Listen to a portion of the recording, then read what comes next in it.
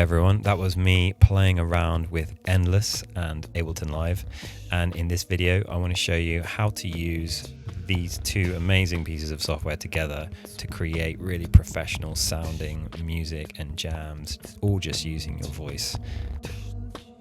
So let's get into it. So the first thing we want to do is just download Ableton Live. I already have Ableton Live on my computer, so I didn't actually want to just completely delete it and then reinstall it. It's really simple to get hold of. You just need to go to the website and there's a try live for free option up here. It really holds your hand through the whole process, and you can just download it, and then you have that trial for 30 days, and you can see if you like it and if it's worth getting the other options. And there's also a 50% offer for people that are in education, even if it's a part-time course, such as the course that I'm doing at the moment, which is a singing course. That actually counts because it's over a year long, or it is a year long.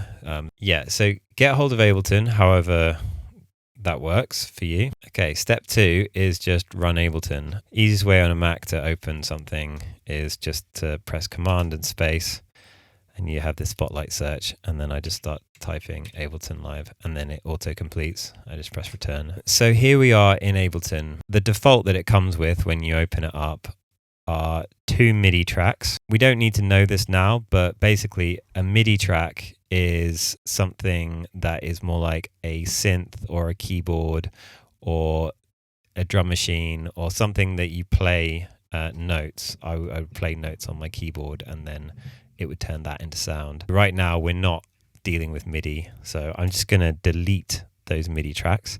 I just do that by clicking on the track title and then hitting the delete key, or I can right click on it, and there's a few options there, and one of them is delete. So what we're going to be using mostly is audio tracks. We've got a few options on these audio tracks. Let's just get rid of that one. We've got one audio track, okay, and we're going to send our mic to this audio track, and then that signal is going to be sent to this thing called a master track, and then the master track goes out to your headphones or your speakers. That's what's called audio routing, and it sounds complicated, but it's just literally sending audio to different places so that we can hear it. So how we do this is we're going to check a few things. Make sure that our sound interface is working. So you can either go up to this top and then go into live and then press settings, or you see there's a keyboard shortcut highlighted here, which is Command, comma. So I'm going to press Command, comma now. And in here, we have a number of different tabs on the left. We navigate through it like this. And the only one that we're interested in right now is this tab that says audio. And in here, we are going to select our sound card. So right now, I'm using the Fireface UCX. So I'm going to select that Fireface. Don't worry about all these options. This is mainly because I've been trying a few things recently. So yeah, select your sound card, and then the same is going to be for the output. Now you're going to have to plug in a microphone or something to the first channel of your audio interface. This could be, an XLR cable, something like that. It will almost certainly be an XLR cable. You should be able to select now a channel in here. Now we've got the option to select 2 channels, 1 and 2, or we've got the option to select single channels. So a microphone is only ever one channel. It's what's called a mono signal. So we're going to have to select a mono signal. So we're going to select 1. If you do select 1 or 2, basically what you're going to get is just the mono signal of the microphone put onto the left side, and it will just sound like your microphone has been panned to the left or something. And we don't want that. It's a mono signal, so we just choose 1. Okay, so we're still not going to hear ourselves. Obviously, you can hear me because this is a microphone that I'm using for recording this video, but I can see that there's signal coming in here, but I actually can't hear it until we press the monitor option from something that says off to either in or auto. We're going to just put it on auto for now, to make it, that's my kind of default go-to. Some people use it in, they have slightly different options. Anyway, so we're going to put that into auto. And I'm going to now switch over from my microphone that I'm using that's been set up for sounding good for speech to just the raw audio coming in into this track through my audio interface. So I'm going to mute myself. And here is my raw sound coming in through my audio interface. Obviously, it doesn't sound as nice. And just so that we can start with something that sounds quite nice, I'm going to start by making some corrections to this audio so that it sounds a bit more like the other audio that I had. I'm just going to have to shout a little bit so you can so you can hear me. All right. So the first thing I'm going to do is put a compressor on here. We find the compressor in over here. We have audio effects on the left, and inside dynamics there's something called a compressor. So I'm just going to simply click on it and then just drag it to the track, and then it will appear in this box below down here. So this is the first stage of our signal chain. I'm not going to go into how compressors work today because they're a whole subject on themselves, but the main thing to realize is that you can make quiet sounds louder and you can make loud sounds quieter. You can compress the sound like that. That's all I'm going to say about it for now. So what we're going to do is we're going to pull down this threshold, and we can either do that by dragging under this threshold box, or we can just get this line, and we see there's like a ghosting of where our signal's coming in, and we're just going to pull it to somewhere around here, somewhere so we're hitting the signal, and then we're going to simply press this button that says makeup gain, and all of a sudden, wow, my voice is kind of where I want it to be. It's not too loud, it's not too quiet. Some of the really loud bits, I'm not going to do anything too loud right now, have gone a little quieter, and you hear there's like more detail in the voice. It's like you can hear that like kind of scratching of the voice, and those quiet sounds have been made louder.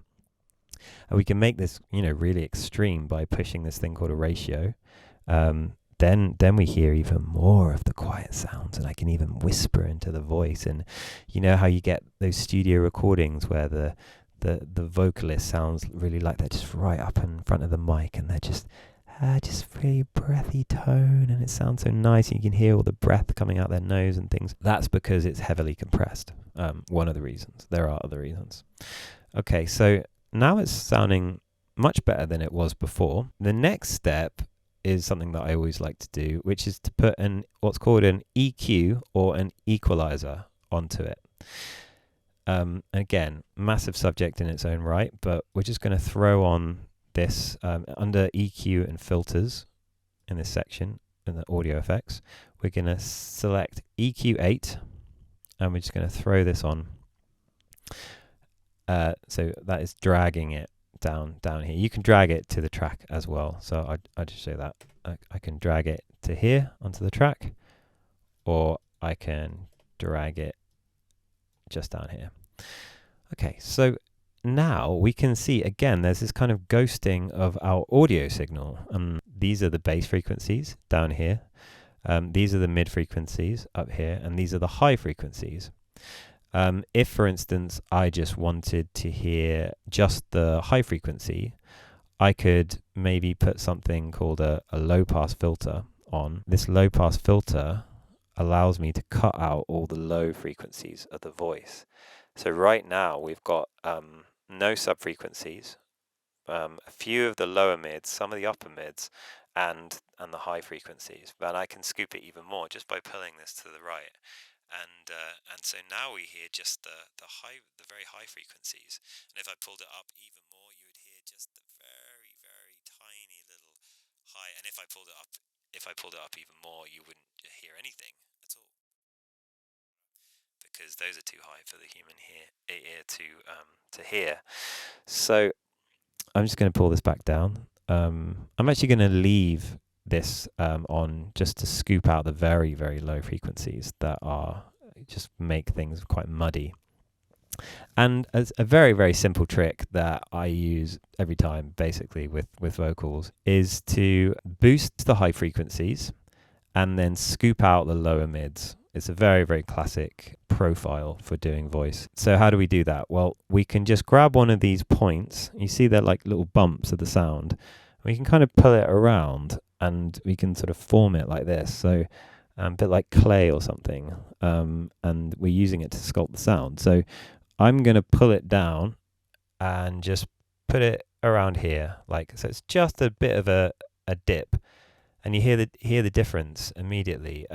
If I turn this EQ off, this is what it sounded like before. Kind of quite low frequencies, but I don't know. There's almost like a boxiness to it. But then I turn it back on, and okay, that sounds a bit smoother. I might make that scoop a little bit more pronounced. This Q button down here, this controls the width of the scoop, so I can make a very, very incisive cut there, which is useful in some cases. But I can also make a very low, like a very wide dip, and then it's just that whole region. And I might just pull it up slightly. That whole region has got a bit smoother. There's not so much mids and upper lows. And so the other thing I would do is I would just grab this one here, this number 4, and I would just pull it up a little bit. And so we've got this kind of like a bit of a ramp up here towards the higher frequencies. And you can hear that it sounds a bit crisper now. Like there's a bit more like pleasing high tones. And if I turn it off again, A/B this, you can hear this is what it was before. Oh, I'm singing and it's all quite boxy. And then turn it back on and oh, wow, okay, yeah, that sounds much better. So compressing, EQing, and then maybe the final thing to add for the almost most basic vocal chain would be some kind of reverb. Now I have my favorite go-to reverbs like Valhalla and others, which I basically use in every song that I've ever made. But yeah, right now we'll use the stock Ableton reverbs, because this is why you have Ableton, because you have all these effects just available and they're really good quality. There's a few different things that you can try. I mean, really with this process, just try throwing things on and see what happens, see what it does. I'm going to throw just the bog standard reverb on, and here we are with the reverb. So I've got a number of options here. I've got dry, wet, and I've got chorus, and I've got size. The dry wet is just simply the amount of the effect that is applied on. So if you hear this is 100% the reverb sound, and if we scale it back, then we get something that is completely dry. So, maybe you just want a little bit here. And pro note, this will actually, the more you put into the wet, actually the less your dry signal becomes. So there's other ways to do this that are kind of better in the long run. But just to have a few options with reverb here is what you want. Now this is actually quite a big amount that I've put on my voice, so I'm just going to scale it right down to maybe 15%. And then what I might do is play with this size. So the size is like the size of the room. If I max it out, it almost sounds like a big church that I'm in. And also I can change this decay. This is the length of the reverb, which also is sort of related to the size. Ho, ho, ho.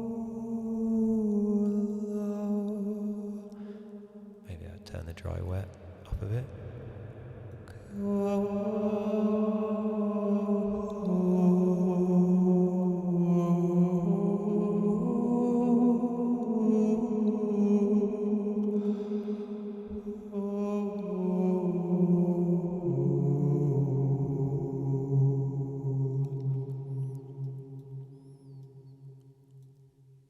Okay, so and then at any point I can just come down here and I can just find this dry wet thing, and I can just turn it up. Oh, I want a bit more of a reverb on this. That's great. Or what we will actually be wanting to do is to have all of these tracks set up as presets for us. So all we need to do is click one button and suddenly we're in the sound that we want to get. So if on this track, I've got my compressor, my EQ, and my reverb. On this track, I'm just going to keep it pretty dry. In fact, I'll put a tiny little bit on there, and I'll take the size down, I'll take the decay down, and that's just a sort of very small amount of reverb, just to make it sound a little bit more presency. And over here on my track, I'm going to press Command R, and that renames the track, or I can right click and hit rename, but you see the keyboard combination is there. Command R, and I'll just call it wet voice. Now, all I need to do to make a new track with exactly the same settings is click this track and right click, duplicate. Or I could, again, Command D, and we've duplicated it. So now we have two tracks, and they're exactly the same. But what about, we called that one wet voice. That one's actually dry voice, relatively. And then, so wet voice, we're going to change over. So now we're recording into this track by clicking this red button down here. This is the arm. And this one we're going to make really, really wet. Like, oh, oh, oh, oh. Turn up the dry wet. Oh, oh, oh.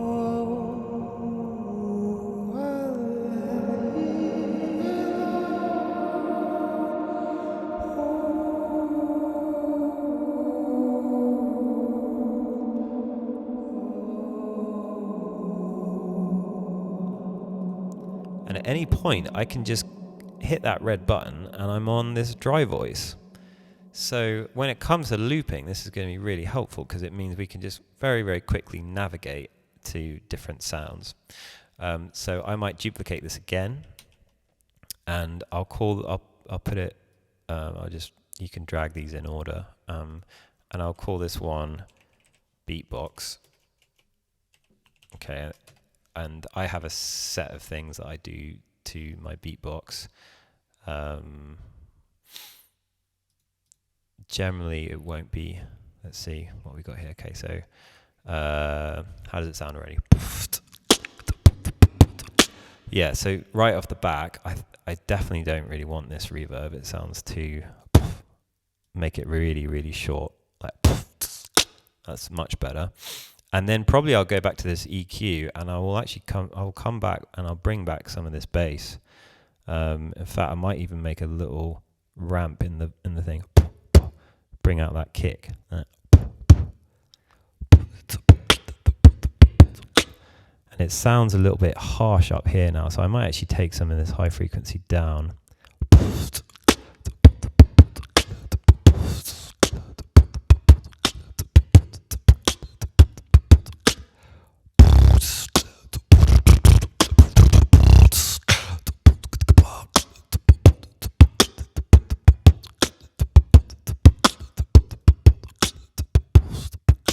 All right, well, for now, I think that will probably do. And so now I have a beatbox track. So when it comes to bringing in Endless, then, I now have a number of different things. I wonder if I can get a bass one as well. So if I duplicate this, I wonder if Ableton has any bass, shifters. Oh, what about this? I have my own sort of pedals for doing bass, but let's see. If I just come over to this channel, okay, I can already hear that it's doing something to the voice, isn't it? It's delaying it slightly. And oh, I see.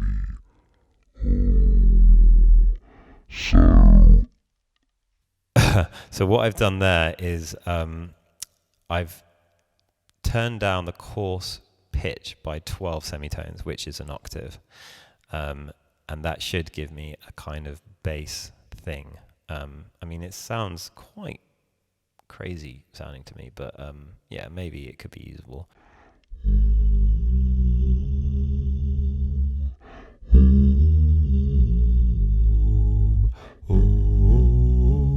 So I've actually got a dry wet here as well, so I could actually just have a little bit of that octave coming through.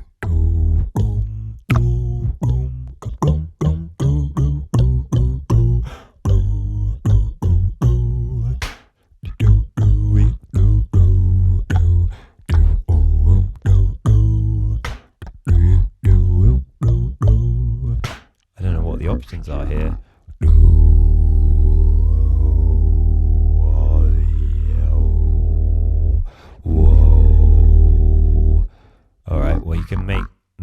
You can kind of get movement and things like that going on, but we're just going to leave it with the very bog standard options for now. It seems okay, and maybe I make a bit more reverb on this, or might put the reverb after the shifter so that it's affecting the shifted sound rather than the other way around.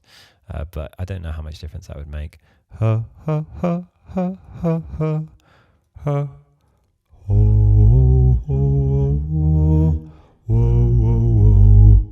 Yeah, it sounds a bit, I don't know, nicer now.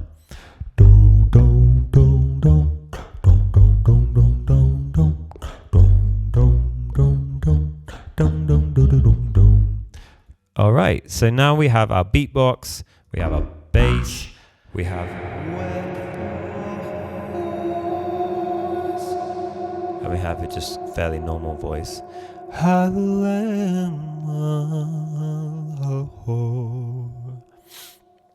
Now the final bonus thing before we bring in Endless is just to know that this is just stuff that happens on each track. So all of these settings down here are peculiar to each of these tracks, and we just see them when we hit the title of this track here, when we select this track. But we also have these things called sends. Now, I don't want to really go into this, but basically what these things do is send it to another effect, and the default is to have on Ableton, so this will just be true when you open it yourself, is to have sending reverb to this reverb here, and then send B just adds a delay.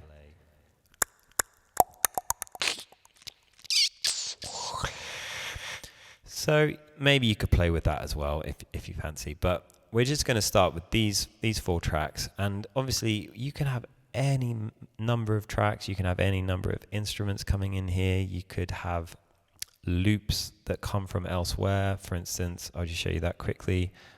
I'm just going to make a new audio track here, and you just find on your computer where you've saved a loop of something, or something that you've got from Drum Genius, or something that you've just recorded yourself, or someone else has sent you, or whatever. Okay, we've got a few things here.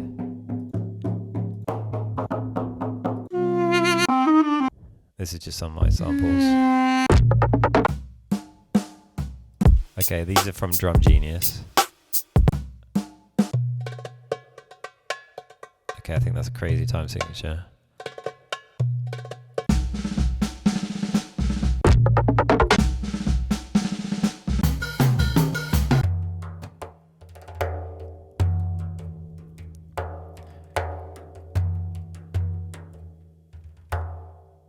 Okay, a lot of these are crazy time signatures, so I might just put in a...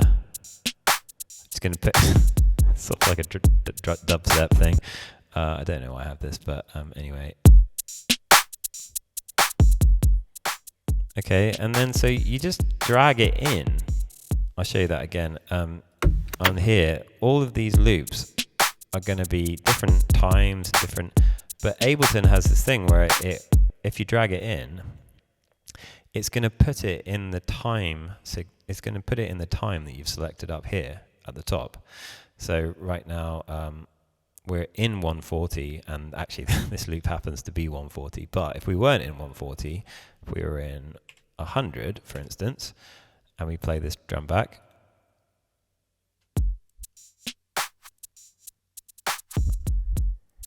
it's tried to put it to the best of its ability in time.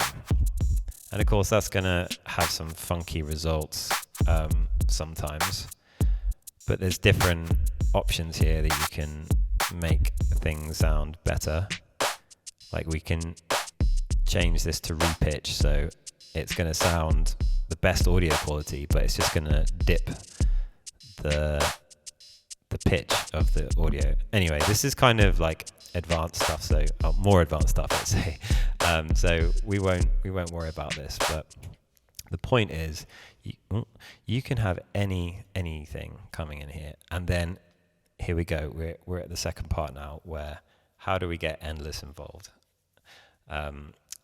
So when you install Endless, which is just again a case of downloading it and signing up for an account, then it appears as a plugin. So plugins are like these audio effects that we've just used for these things.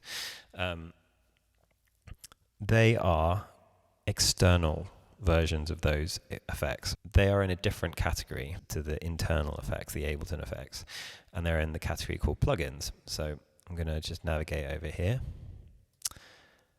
and in the plugins we will have an option that says VST3. VST3 is the type of plugin that we're using. If you can't see a VST3 option there, go back to our settings, which is again Command, comma, and there'll be a tab down here underneath audio called plugins. And all we need to do is use VST3 plugin systems folder and make sure that's on. Right now I've turned it off, turn it on. And it's going to scan the computer for any plugins that you have that are VST3. So now that we have our VST3 plugin option, we can just click this down arrow here, and then it will list all the various different VSTs that we have available to us. I have probably maybe more than you have if you're just starting with this. And one of them should be Endless. So we just, again, go into the drop down of the Endless category. And this is actually the plugin. It's called Endless Studio. And all we need to do is just drag it to this blank space beyond our tracks. And it will just automatically put it in a new track, the right track, which is a MIDI track. And it will now appear. So, okay, so far so good. The next thing we need to do is to press this spanner icon, which means to edit the plugin or to open the plugin or to look in the plugin. So I'm going to press that, and it's going to sort of do its thing of loading up. Not sure why it's giving me Endless Plus. Let's just pretend that didn't happen. And then you're going to be greeted with this screen, just like the normal Endless. I'm not sure what jam I'm in right now. I'm just going to make sure I'm in my solo jam. I think I was anyway. Okay, and I've got nothing happening here at the moment. And there's a number of different ways we can do this. But up in this section, we have the option for follow hosts transport. Now, this will mean that it's going to follow what Ableton is doing. So we haven't gone into the transport controls of Ableton, but up here in Ableton, we have its own metronome we can turn on like this. And we can change the BPM here. And we can change we can change the time signature here as well. So if I wanted to do something in 5/4, I just press 5 there, and you hear it will give a tick on the 1 that's higher than the other metronome beats. 2, 3, 4, 5. 1, 2, 3, 4, 5. Okay, we're going to leave it in 4 for now, just so we're not getting too complicated. And then I can start and stop this just by pressing the space bar, which, as if you needed to know what pressing the space bar was. And so what happens then is that Endless, even though it's saying something different here, if I turn on the metronome, you can hear the two metronomes are completely in sync with each other. I'm not totally sure the best way to do it for playing with other people, but I think for now, it's probably best just to use Endless's metronome. Maybe. I'm not sure. And then we actually turn off follow host transport. But yeah, there's options there. So number one is like, how do we get the audio into this? Because if I just go to audio in here, then, well, my audio is coming into Ableton, or it was, if I switch mics over. So I'm seeing this signal in Ableton, and that's all good. I'm hearing it back, but of course, this is not receiving anything. So for all of your stuff to go to Endless, we can do it two ways. So, or at least two ways. We just need to, in this audio 2 bar down here, we just need to select Endless Studio.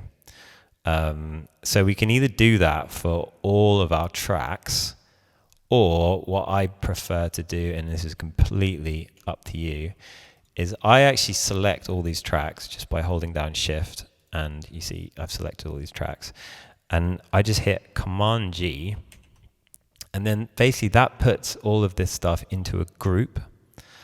And this has kind of advantages in some ways, but for now, just all of that audio then is getting sent to this group. And then all it is required is that we just send this to Endless. Okay, so when I do send it to Endless, then you're not going to hear my voice for a second, because I have to monitor this input here. Actually, if I just select this, maybe it will work. We'll see. Okay, so audio 2, Endless. Aha, and now we're in Endless, and we're sending all of that audio to Endless. Okay, so that should work. I'm going to make it a bit smaller. The way I like to set this up is, is having Endless kind of floating here, and I can just hit these red buttons to change my parts.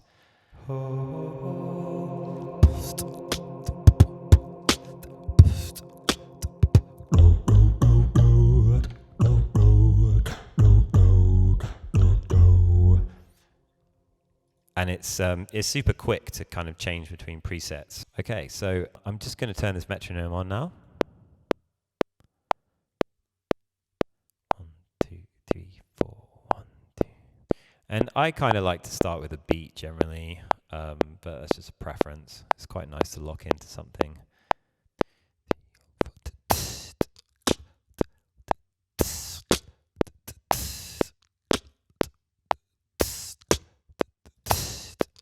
Okay, so I've chosen 4 bars because it's basically just a 2-bar loop that I'm doing here, but I've selected 4 bars of this, and just like with normal Endless, I just hit the looping button here, and it's just going to keep on going.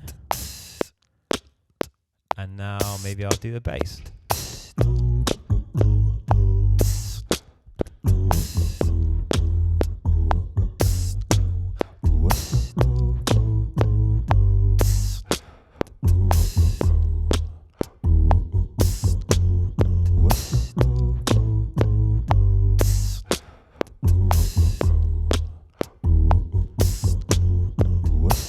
So that's it now.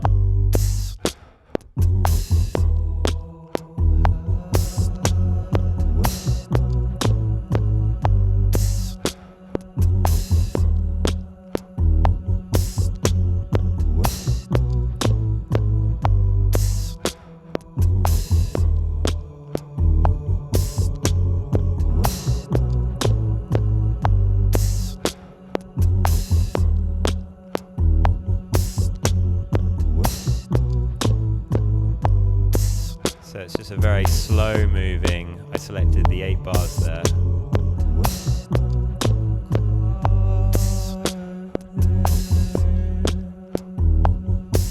And maybe now this is going a little bit more parts. I'll put a bigger beatbox bar in.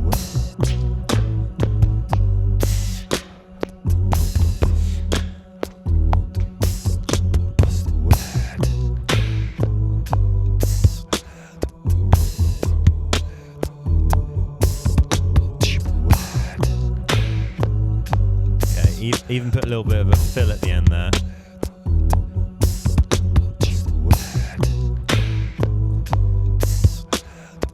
Okay, maybe a higher part.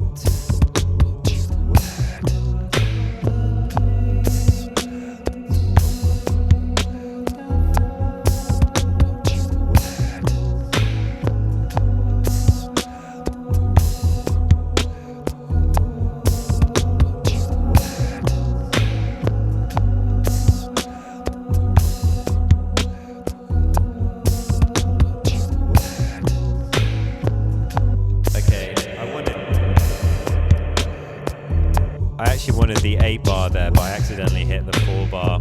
So if you see, there's this little undo button up here, which you can just go back to the last state that it was in. And I'll try and get an 8 bar now with that.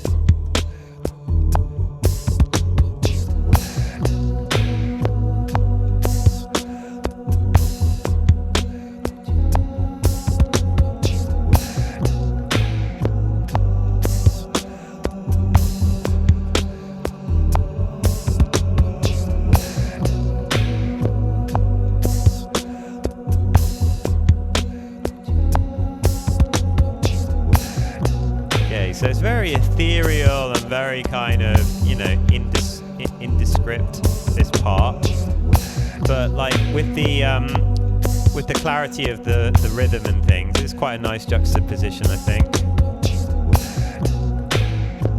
Okay, so alright, so this is quite a nice loop.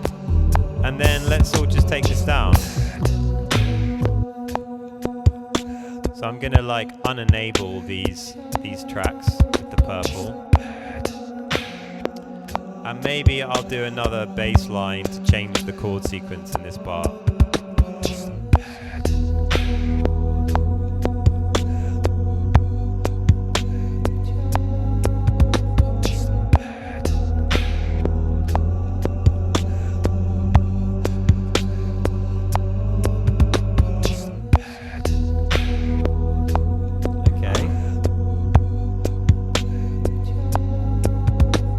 Okay, so it's a bit all over the shop, this bass line, but I'm just gonna keep it for the sake of. And we're back to. Okay, so now we have a sort of A-B section, and if we're soloing over the top of this, then I've got things to solo over now.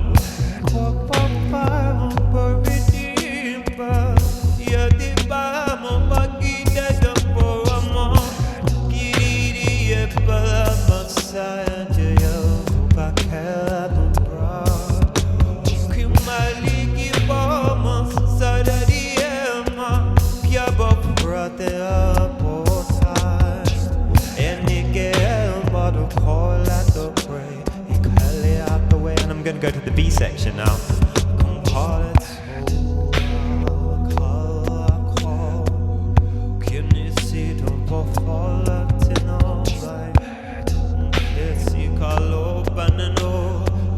And I'm going to move to the A section now.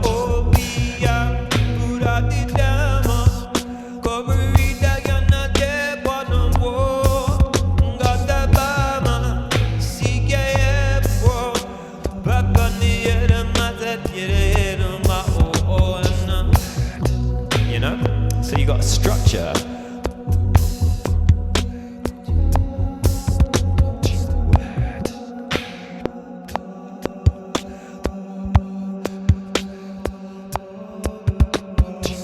Well, I hope that gives you some options, some sense of the possibilities of just how amazing it is to put Ableton together with Endless. Obviously, there's a big learning curve with Ableton. You can learn this software for your entire life and probably not exhaust all the possibilities. But the point is, there's a few things you can do just to make those sounds sound so good. And then, there's so many other people around that, we can bounce ideas off each other. It's like, oh, wow, that's a cool sound you made that time. And, how do I do that? And that kind of curiosity. So yeah, I look forward to making music with y'all. And this is something else I made on Endless.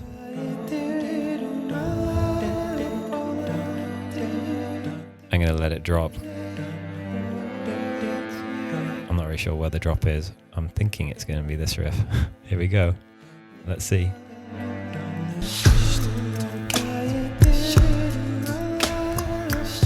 Kind of like a sort of 6 rhythm.